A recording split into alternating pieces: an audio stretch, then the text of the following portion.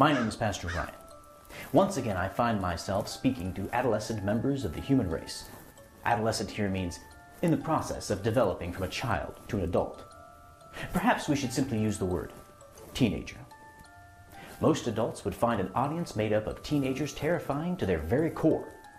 But I am willing to abandon all reason, if only to show you the perils and pitfalls of a life of immaturity. Tonight's topic is the act of blame shifting, specifically during times of temptation. By temptation here, I mean a desire to do something, especially something wrong or unwise. Temptation affects every human life form who contains within their ribcage a beating heart. Take a moment now. Check your pulse. Do you sense the rhythmic thump, thump, thump? Then you too have a beating heart, which means that you too are susceptible to temptation. This can take many forms: stealing, lying, cheating, snuggling up a little too closely to that special someone, if you know what I mean. When confronted with our temptations, it's easy to shift the blame to someone or something else. You may find yourself thinking or saying such immature phrases as, "It's not my fault. I couldn't help myself. So-and-so or such and such made me." Worse yet, you may even be tempted to blame God for your temptations. Blame shifting. It's been a problem since the dawn of time. Man sinned. Man got caught. Man blamed his wife. Man blamed God. The first act of blame shifting has carried through all of humanity, staining each and every tongue along the way. The immature refuses to accept any responsibility for their actions, blaming any and all activity on the unsuspecting passersby, or worse yet, on God. Tonight, it's my desire to encourage you to choose the mature response to temptation. Stop blaming others. Stop blaming God. And take responsibility for the temptations that come your way.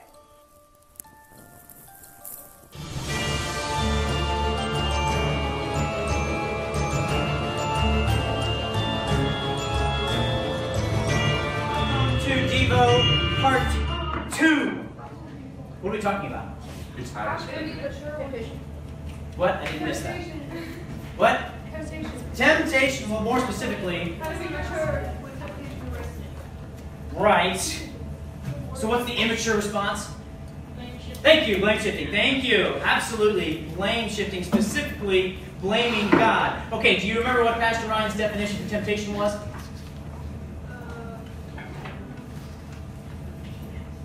A desire to do something, especially something wrong or unwise. A desire, is that up there? Mr. McKenzie? No, never mind. Sorry about that. That's the wrong one. A desire to do something, especially something wrong or unwise. That is the definition of temptation that we're working with. A desire to do something, especially something wrong or unwise. Give me some temptations. What are some things we're tempted with?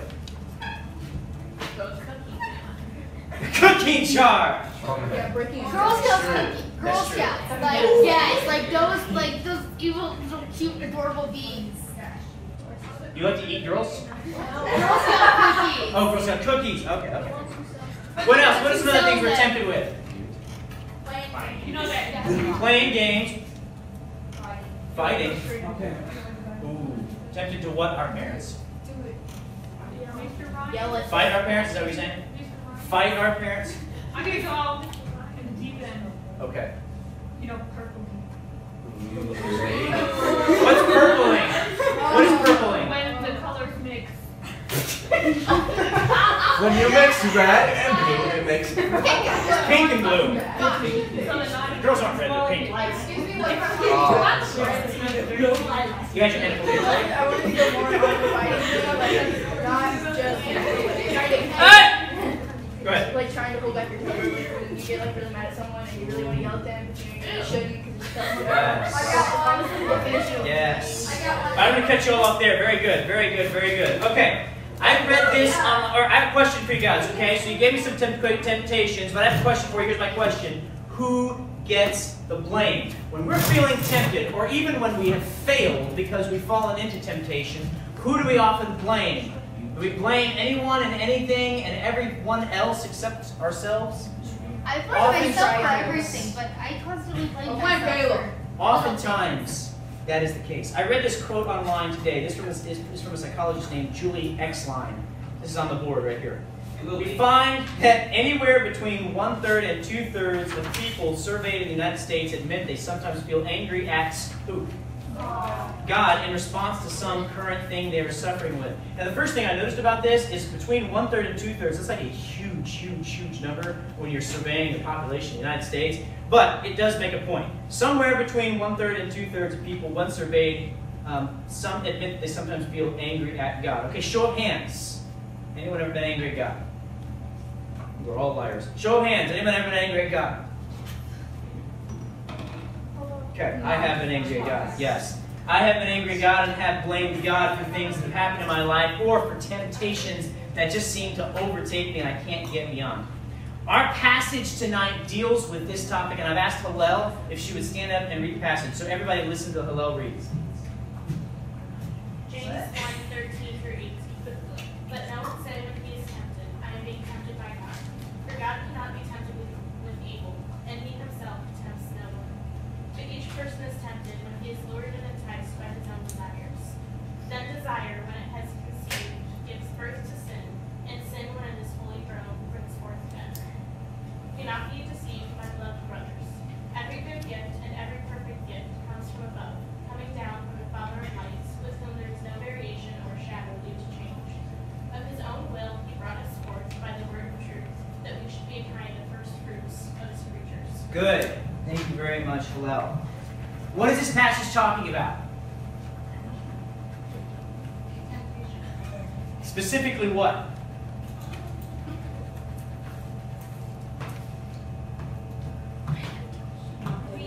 What? Not blaming God. Okay, good. It's telling us not to blame God for temptation. What is it telling us about God?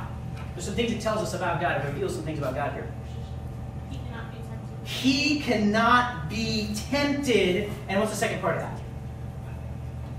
And he himself tempts no one. He himself tempts no one. So if God can't be tempted, and God does not tempt, then where does the temptation come from? We said the devil. We said the devil. Yes? Our own sinful nature. Now, I want to address both of those things. The passage here says this. Look at it again, verse 14. That each person is tempted when he is lured and enticed by what? His own desire. Now, somebody over here said the devil. Does the devil tempt? Yes, he does. Yes, he does. The devil does tempt. But also, we tempt ourselves because even if we're saved, we still live in a body that wants to sin. We still live in it. We're trapped in a body that wants to sin. We've got this fight going on inside of us. We've got the part of us, the spiritual part of us that wants to do right, and we've got the flesh part of us that wants to do wrong. And this is what James is telling us here. He's like, you're not tempted by God. You're tempted by your own sinful desires. Very good. So that's your first point right there. Temptation comes from us, not God. That's your first point. Temptation comes from us, not God. The passage says here that we are tempted when we are lured and enticed by our own desires. What kind of desires? Well, we've got all kinds of desires in the human body. We've got a desire for safety. We've got desire for friendship. We've got desires for family. And some of those desires are pretty good, aren't they? We have desire to eat. Anybody love eating? Woo! Yeah, that's good stuff. All right. Some of these desires are good. They're not wrong. Now, they can be made idols. You can idolize eating. You can idolize family. You can idolize safety. You can idolize all kinds of things that you desire that aren't necessarily bad. But then we also have sinful desires. We have things we want to do that God doesn't want us to do. We have things that we want to do that God doesn't want us to do this way or that way, but He has a specific way for us that He wants us to do those. These are sinful desires. I want what I want, when I want, and ain't nobody going to stop me. That's what our flesh cries out. Now, reread verse 15. Somebody reread verse 15 for me. Go. Then desire, when it is not conceived, gives birth to sin, and sin, when it is fully grown, brings forth death. Good. When desire has been conceived, it gives birth to sin. What is this saying? What is this passage going to say? When desire is conceived, it gives birth to sin. If you let the sinful desires stay in you without being checked, it'll eventually become full grown. And so then it'll be birthed, so to speak, in some action. And then if you don't Exactly. Exactly. Very, very good. Very good. You know what this says here? You know what this says here? This says that sin is not just some spontaneous thing that happens. We're not going along doing good and then boom, sin, and I just fell into a bunch of sin. Sin's not a spontaneous thing. Sin is a process. And I've said this to you guys before. Sin starts in the mind. It starts with a desire. It starts with something I want. It starts with something I want to do. It starts with something I want to avoid. And if I don't check it here, then it's going to work its way out into my life. Sin is a process. James uses an analogy of conception and birth to show us that sin is similar. We conceive it in our minds, and then we birth it out in our actions, isn't it? Like, aren't we all, like, we're all, like, born into sin, so, like, isn't sin really created for, like, babies? Because, like, we'll do something and our parents will tell us no, which will make us want to do it again, and therefore, like, creating sin. Yeah, absolutely. Yeah, we are born sinners. We do, our nature is to sin, and we do sin. So it's like, it's who we are, and it's what we do. And that's what Christ changes when we put our faith in Christ. Christ changes our nature. Now, we still live in this body that wants to sin, unfortunately. I wish it was just like, boom, no longer sinning. That'd be awesome. But God didn't work it out that way. God's going to work that. Eventually, we'll get there. When we die and go to heaven, or when we're raptured, we'll have perfect bodies that don't want to sin. And that's going to be awesome. But good. Yes, you're absolutely right about that. What was I saying? Oh yeah, sin is a process. It starts in the mind. I want something, I want to do something, I know I shouldn't do, and if we don't check that, it works out in action. Now, have you guys ever heard of two characters called Bonnie and Clyde? Yes. Okay. Bonnie and Clyde were Joker and Harlequin before there was Joker and Harlequin. Okay? Bonnie and Clyde. Who are Bonnie and Clyde? What? Gangsters! Not like living in the gangsters, not like that. But they were different. They were from the 1930s, and they were a bad, somebody say bad couple, okay? They robbed banks and killed people and all kinds of bad. You guys know what happened to them? They got shot up. Yeah, they got into the ambush. And somebody actually. A posse ambushed them. It's like, yeah, not cool. But there's still blood on the car. what is the? Yeah, it's true. What's the point? Why do I bring this up? I bring this up because they acted on their sinful desires. They wanted money. They figured out how they were going to get it. They took it. They killed for it. They didn't check anything in here. They didn't check anything in here. They just went after it. Sin is a process. And it's the same with you and I. Now, we might not go and do bad things like Bonnie and Clyde, but we still do sin. We either think bad things, or do bad things, or say bad things, and we fall into this temptation. Now, Adam and Eve, they had desires. They desired that what the serpent promised was going to be awesome. He promised that they would be like God if they took of the fruit, and they wanted that. Sounds pretty cool. I want that. That's where this sinful desire started. They took, they ate, and they fell. Now, the point here, going back to the point, temptation comes from us, not God. Why do I say that? Because we often want to blame God for the temptations that are in our lives. But somebody read verses 16 through 18 again. Go. Do not be deceived, my beloved brothers. Every good gift and every perfect gift is from above, coming down from the Father of lights. With him there is no variation or shadow due to change. Of his own will be brought us forth by the world of truth, what we should be a kind of first fruits of his creature. Good. Thank you very much for reading that. Okay. God is not a tempter. God is a giver. That's your second point. What James is saying in verses 16 through 18, he's showing you the contrast. He says, instead of blaming God, recognize God's not the tempter. God's the giver. We want to blame God for all the bad things. We want to blame God for all the temptation in life. And James is like, no. God's not the tempter. He's the giver. God gives us good things. First of all, have I taken a breath? Okay, let it out. Every breath that we have is a gift from God. Your very life, your very existence is a gift from God. Anybody a fan of life? No. Not the game. Anybody a fan of life? Okay, yes. That life was given to you by God. Here's another good gift. Salvation. God grants us salvation. That is a phenomenal gift. We don't deserve that, but He offers that. And He's created so much for us to enjoy. Did you guys realize that? God has created so much for us to enjoy. You know what I had to eat the other night? Steak. Oh. I enjoyed that God-given steak, okay?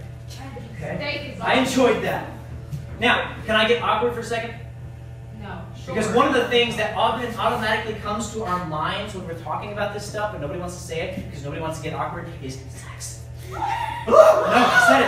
I said it. Hey, God gave us that. But guess what? God gave us that, but guess what? God has guidelines. He's got guidelines. He says, I want you to wait until marriage. And here's something you may not hear from the world. When you wait until marriage, you actually experience sex to its fullest. The world says, no, you have to have many partners. No. When you wait until marriage, it is a blessing beyond a blessing. So, God is the tempter. Or God is not the tempter. God is a giver. God is not a tempter. He's a giver. Okay. So the immature, the ones we've been talking about through our series, the immature, they respond to temptation by blaming God. It's God's fault, okay? Or it's this person's fault. Or I didn't do it. Or I couldn't control myself. Or yada, yada, yada, blankety, blankety, schmackety, schmackety. How should the mature in Christ, respond? When temptation comes your way, how should we respond? Thought I saw a hand. No, she whispered pray. Oh, she whispered pray about it. Okay, good. Emily, what do you got? I was going to pray about Pray about what else? Go to the Bible. Ooh, go to the Bible. Hey, did somebody do that for us as an example? Who? Jesus, Thank you. When?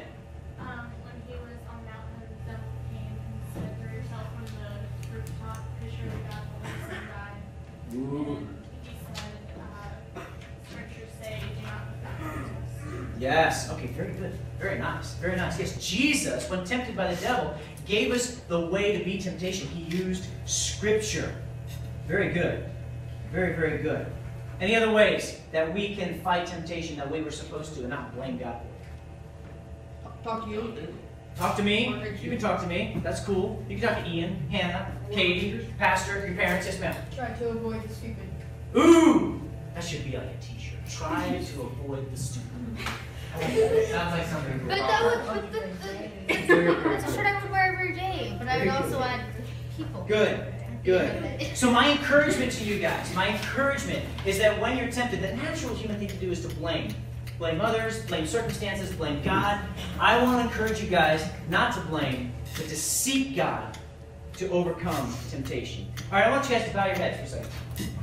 We're about to go into our closing song, but before we do, I just want to invite you to bow your heads for just a second.